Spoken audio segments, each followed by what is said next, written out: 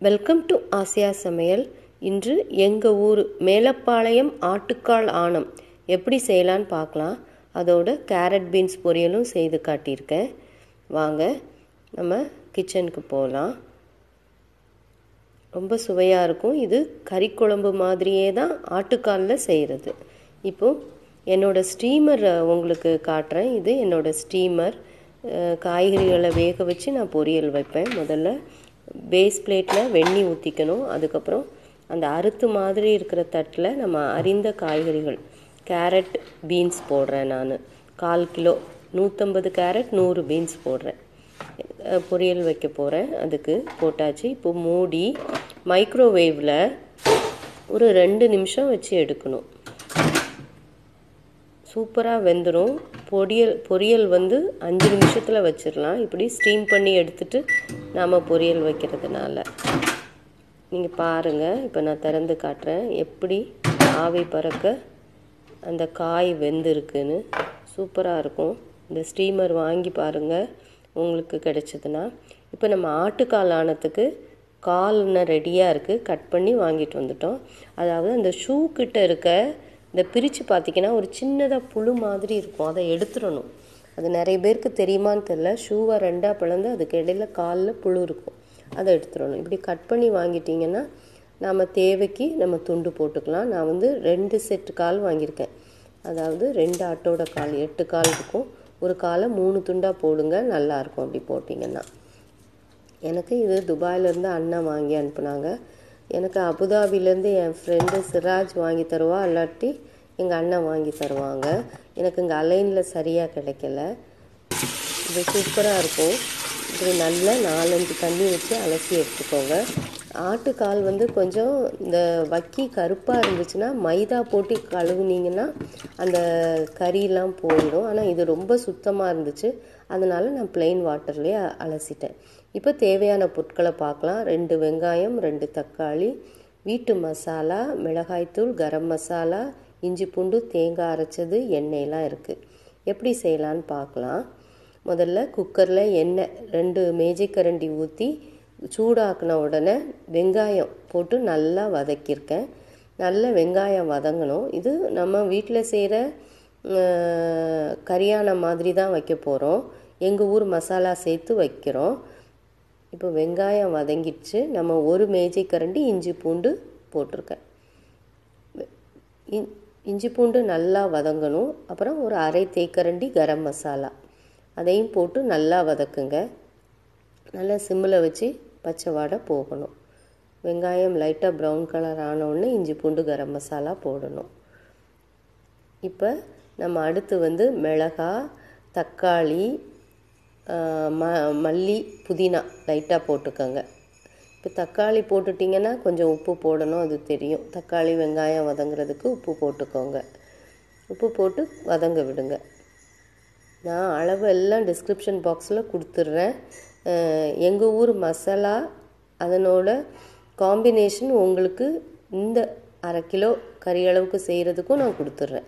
இது கறி செய்கிற மாதிரியே தான் ஆட்டுக்கால் செஞ்சிட்ருக்கோம். இப்போ மல்லி புதினா போட்டு வதக்கியாச்சு. உங்களுக்கு எங்கள் ஊர் மசாலாவோட அளவு வேணாலும் தரேன். இப்போ மிளகாத்தூள் போடுறோம். ஏன்னா மசாலாவில் காரம் கொஞ்சம் கம்மியாக இருக்கும். காரம் தேவைன்னா நம்ம ஒரு தேக்கரண்டி 1/2 தேக்கரண்டி நம்ம மிளகாத்தூள் போட்டுக்கலாம். இப்போ மசாலாத்தூள் 2 மேஜைக்கரண்டி போடுறேன். எங்கள் ஊர் மசாலா தூளும் மிளகாய்த்தூளும் போட்டிருக்கேன். போட்டு வெங்காயம் தக்காளி எல்லாம் சேர்த்து நல்லா பிரட்டணும். இப்போ நம்ம தேவைக்கு ஒரு 2 மேஜைக்கரண்டி தயிர் சேர்த்துக்கலாம். கால் நல்லா சாஃப்டாக வேகிறதுக்காக. இதே மாதிரி தான் கறி குழம்பும் வைக்கணும். அதே மாதிரி நான் இப்போ ஆட்டுக்கால் செய்து காட்டுறேன். ஏற்கனவே ஆட்டுக்கால் பாயா என்னோட சேனலில் இருக்குது. இது நம்ம ஒயிட் ரைஸ்க்கு சாப்பிட்றதுக்கு இப்படி செய்யலாம். இதையே தோசை சப்பாத்திக்கும் பயன்படுத்திக்கலாம். இப்போ நம்ம சுத்தமாக கழுவி வச்சுருக்க காலை போட்டுட்டோம். நல்லா பிரட்டி விடணும்.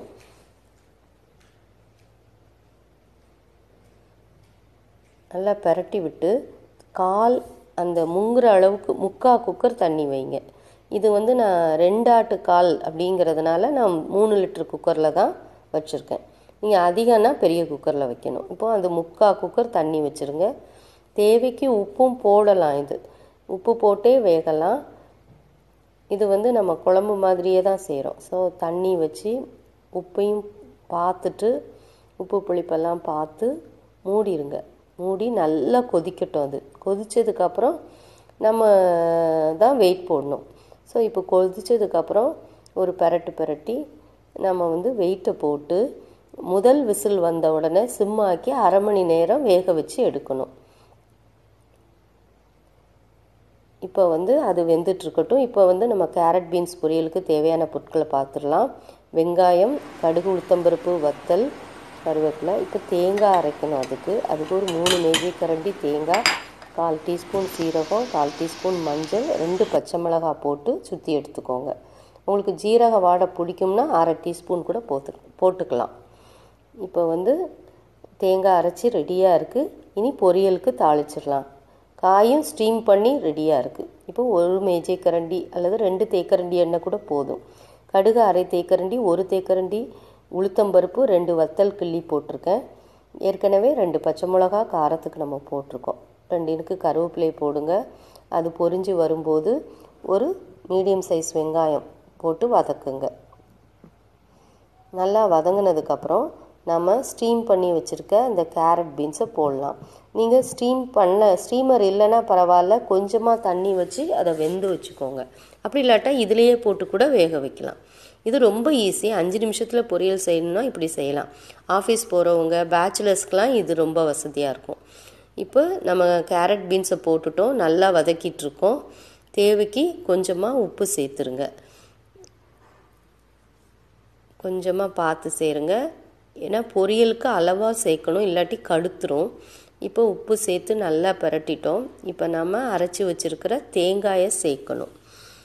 உங்களுக்கு ரொம்ப ட்ரையாக இருந்துச்சுன்னா கொஞ்சம் தண்ணி தெளித்து கூட காயை வேக விடலாம். இது தேங்காயில் மஞ்சள், சீரகம், பச்சை மிளகாய் தேங்காய் சேர்த்து துவைச்சி எடுத்தது சேர்த்தாச்சு. இப்போ வந்து ஒரு 2 நிமிஷம் அடுப்பை சிம்மில் வச்சு பிரட்டி விடுங்க. சூப்பராக இருக்கும் இந்த பொரியல். இது பேசிக்காக எல்லாரும் வைக்கிற பொரியல் தான். நான் பேச்சுலர்ஸ்க்காக இந்த குறிப்பும் கொடுக்குறேன். இப்போ கேரட் பீன்ஸ் பொரியல் ரெடி ஆகிடுச்சு. இப்போ ஆட்டுக்கால் ஆனத்துக்கு வெந்துக்கிட்டு இருக்கு. கால் வெந்ததுக்கப்புறம் ஆவி அடங்கின உடனே திறங்க. இப்படி இருக்கும் அழகாக வெந்து. நம்ம இப்போ வந்து ஒரு 4 மேஜைக்கரண்டி தேங்காய், 4 தேங்காய் துருவல், அப்புறம் 4 முந்திரி பருப்பு போட்டு அரைச்சி வச்சுருக்கேன். நான் தேங்காயும் இதுக்கு சேர்க்கணும். அதை வந்து நீங்கள் சேர்த்துருங்க. 1/2 கப்பு தேங்காய், 4 முந்திரி பருப்பு சேர்த்து நீங்கள் தேவைக்கு தண்ணி ஊற்றிக்கலாம். ஏன்னா நமக்கு வந்து நல்ல குழம்பு நிறைய வேணும்னா நீங்கள் என்ன பண்ணுங்கள், நிறைய தண்ணி ஒரு குக்கரை கூட நிறைச்சிடலாம். இது வந்து சாப்பாட்டுக்கு நல்ல மசாலா சேர்த்துருக்கோம், அதனால் நல்லாயிருக்கும். தேங்காயும் சேர்த்துருக்கிறதுனால உப்பு மட்டும் பார்த்துக்கோங்க. இப்போ கொதிக்க வைக்கணும். இந்த தேங்காய் வாடை மடங்குற வரைக்கும் கொதிக்க வைக்கணும். கொதிக்க வைக்கும்போது கொஞ்சம் மல்லிக்கீரை பொடியாக நறுக்கி போட்டுருங்க. சூப்பர் மணமாக இருக்கும். எப்போவுமே இந்த ஆணம்லாம் வைக்கும்போது, சால்னா வைக்கும்போது, தேங்காய் விடும்போது கொஞ்சம் மல்லிக்கீரை போட்டுருங்க. இப்போ நல்லா கலந்து விட்டுருங்க. உங்கள் திக்னஸ்க்கு தகுந்தபடி தண்ணி வச்சுக்கோங்க. கால் நல்லா வெந்துடுச்சு பாருங்கள். நீங்கள் வந்து உப்பு சரி பார்த்து அதை வந்து நல்லா கொதிக்க விடுங்க. வாடை மடங்கின உடனே அடுப்பில் சிம்மில் வச்சுருங்க. இந்த எண்ணெய் வெளியே வந்துடும். இப்போ நம்ம வந்து பவுலில் மாற்றிடலாம் பரிமாறுறதுக்காக. இதை வந்து நீங்கள் மதியம் ஒயிட் ரைஸ்க்கு சாப்பிட்டுட்டு நைட்டு பரோட்டாக்கோ, சப்பாத்திக்கோ, தோசைக்கோ சாப்பிட்லாம். அல்லது நெல் மாவு ரொட்டி, ராகி தோசைக்கெலாம் சூப்பராக இருக்கும். ராகி களிக்கு கூட மொத்தான்னு சொல்லுவாங்கள்ல, அதுக்கு ரொம்ப சூப்பராக இருக்கும் இப்படி வச்சு சாப்பிட்டா.